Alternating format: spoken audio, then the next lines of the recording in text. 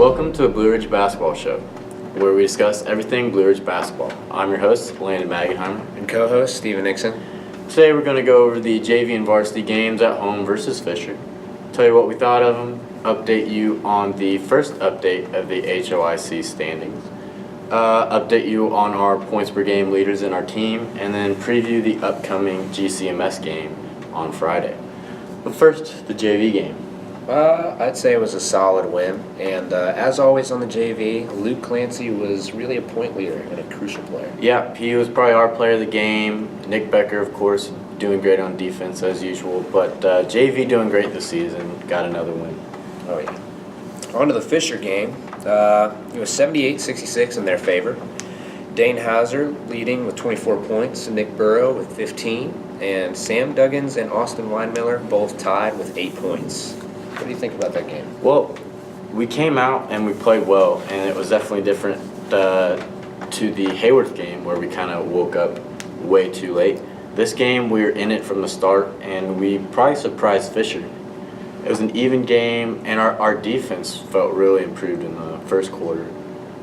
Turnovers by both defense, good shots by both teams. It was just an all-around good first quarter, and that ended 24-18. Though we were down 6, no one really in the whole building felt like it was a big lead. It was definitely a close game the whole first quarter. I would say so. In the second quarter, it was exactly the same. Blow for blow, very even. Both teams making shots consistently. Just a lot of turnovers due to good defense on both ends. Along with those turnovers, it really was blow for blows. It was neck and neck throughout the game.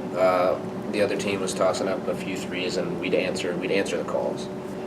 We consistently, as a team, stuck with them, and we were only down 4 at half, 37-33. Yeah. Third quarter started off, and throughout the game, refs. What's your comment on that? I would say that I currently have an iPhone 6S, and I've never experienced any bad calls, but at this game, I was actually surprised to see many. See, a block, in my opinion, is when you get all ball. Mm-hmm. And I think those refs forgot what that was. They just thought that if we stop their shot, that it's a foul. And multiple times, especially in the third and fourth quarter for me, they made it to the free throw line off shots that were blocked. I mean, it's high school referees. Well, you can't really expect too much in the first place. So you can't blame the game on them. And we're definitely not doing that. It's just a few bad calls. Yeah. But the third quarter was our quarter. For the first time this year, we looked like we could play more than a half. We came out in a second half and played just as well, if not better. And we actually took the lead. Yeah. I believe one of the crucial points in which we took a lead was the score was 40-41, I believe. Somewhere on there. Actually, it was 39-40, and Sam Duggins threw up a nice 2 to take the lead. Yeah, Sam had a couple good shots in the third, and he led our team in that quarter. But it didn't last too long. They went on a run in the third. Yeah. End of the third was 53-51 them. We outscored them, but they still ended up with the lead. And they had the momentum from the end of the third going into the fourth, and we just seemed gassed after that. Yeah, I think that we're getting a little bit better with the consistency through the first and second half, but we're still not to the fourth quarter yet. But they had 2 kids, their 2 best players from last year as well, who led their team pretty deep in the playoffs last year. They both dropped 30 in the game, and they were both led by big fourth quarters for both of them. Yeah.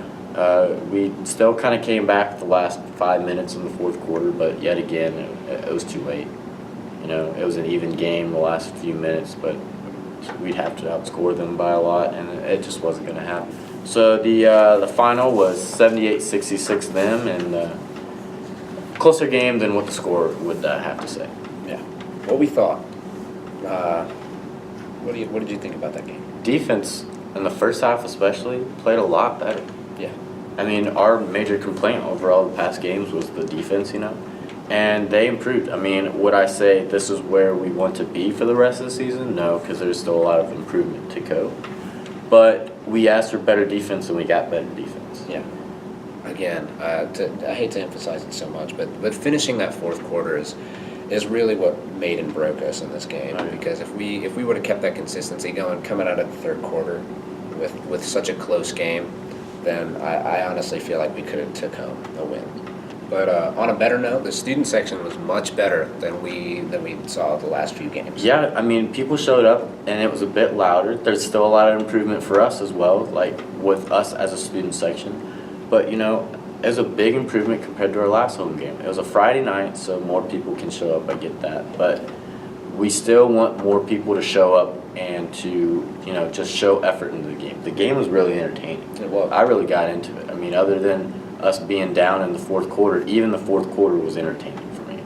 And I really got into it the first half and the third quarter. I lost my voice at one point. So a lot of people lost their voices. I had a megaphone. We were all screaming. It was a fun game. It was. I had fun. On to the HOIC standing. Yeah, end of the week, so we're going to update you on the old HOI, Heart of Illinois Conference standings. Top of the scoreboard or leaderboard or whatever you want to call it is Gibson. Just won state in football, and they seem to be athletic all around apparently, and they're top of the standings, 2-0. EPG's up there with them too. They're at 2-0, and they had a win over Ridgeview. That was a big game. It was. Ridgeview's always, you know, top two teams in the HOI, and that was a crazy game. Tremont, their only win is against us, but they're 1-0.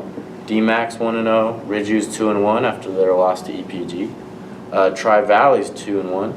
Leroy's 2-1. Their win over Fisher and Eureka, and those wins are by a total of 3 points, beating Fisher by 2 and Eureka by 1.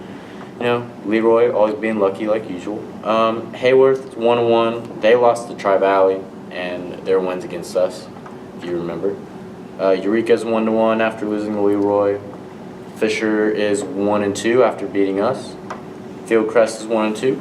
Flanagan Cornell, which I forgot they're even in the HOI, is 1-2. Lexington is 0-3, and your beloved Blue Ridge is right there at the bottom and 0-3 as well. It's all right. Somebody's got to be at the bottom. Yeah, and you can only start from the bottom and move your way up. You can't go any farther down from there. Exactly. You know, we pull out some upsets here and there and make some waves in the HOI. Yeah, I would really look forward to that. Points per game leaders. We got a top two. We're going to update you once a week on our points per game leaders because there's no point in showing you every game. Not much differences. But Dane's leading the team, 16.4 points, and Nick's second, the 11.4. Our two most consistent scoring options, but in the last few games it's become a lot more equal, so a lot more players are under that level but very close, so it's not like... It's good to see the ball being maneuvered to a few more players. Yeah, a lot of more scoring options, and that's good. It's good to see somebody besides, you know, Dane getting in there every time. We can't really rely on too many players like that. And Dylan's back. He scored a couple buckets, I think, in the past game, so... At least one, I remember. Yeah, good. 1 or 2. Yep. So we'll see how this progresses. Gibson City preview. Yeah, we want to preview the upcoming game versus Gibson on Friday, the 15th of December. Gibson's 5-1. Their one loss is to Leroy in one of those turkey tournament things again, but it wasn't an actual conference game, so that's why they're 2-0 in conference still. But they lost to Leroy. It was by a good amount of points, but that was while their football players were away. And their football players apparently took up a big chunk of their varsity basketball team. So don't take that game too seriously. They should be 6-0 as of right now. So you can go support your Blue Ridge, be it traveling fans, but we don't blame you for not wanting to come to a home, like not wanting to go to an away game on a Friday night after school's out. A few updates. Our Blue Ridge basketball show Player of the Night wasn't very long-lived. It is now the Blue Ridge Basketball Show Player of the Week. So it means more now, but you don't get to see it as often. But it means more. It means more now. So that's what really matters. It's like MVP of the year. Oh yeah, for sure. Follow us on Twitter, where we update you, post random stuff after games, during games, random stuff in the week. Just it's fun. The funnest. Fun. A lot of fun. Like this video if you like what we're doing. That way we know that you're enjoying our videos. The like button looks like a little thumbs up. It's like this. You know, we always read the comments because there's no comments, and if you commented, we'd read it. But also, we would like to let you know that we got a special episode coming up in the middle of this week. before our Friday game. And you want to tell them what it is? Our special video is going to be it's an interview special. Interview special. We're going to try and interview players, random players. You know, you can tell us which players you want interviewed. People that have nothing to do with the basketball team. Interview people that have something to do with the basketball team. Anything, you know. Interview each other. Yeah. What's your favorite color? Blue. What's your favorite animal? Same. All right. Like, subscribe. We'll see you later.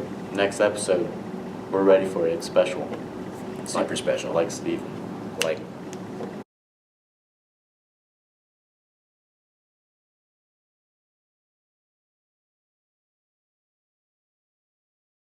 Did you know that I can cut a wooden board, just by looking at it? How do you do that? Like cut it in half. Like I did it yesterday. Really? Yeah, just cut the wooden board right in half. Wow. Like I saw it with my own eyes. Hey. What's the difference between an apple and a spatula? One's edible. One of them's a spatula and one of them's an apple. And they have nothing to do with each other. I cannot believe you fell for that. Dollar Shave Club offers premium quality razors for an affordable price. Wayne Bounds because the socks. Wayne Bounds has his like own vibe, and like it's weird, but it's so unique that like I'd buy it.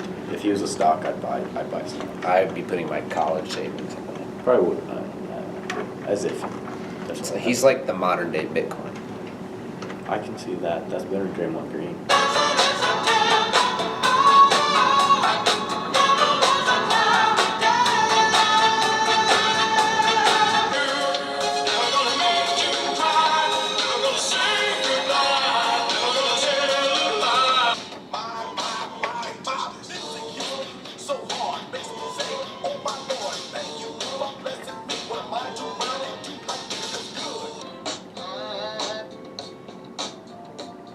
I'm so in love with you.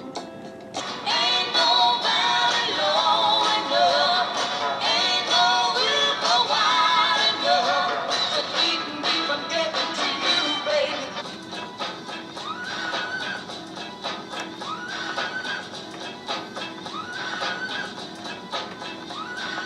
Oh, way too beautiful, girl. That's why it'll never work. You have me suicidal, suicidal. When you say it's over.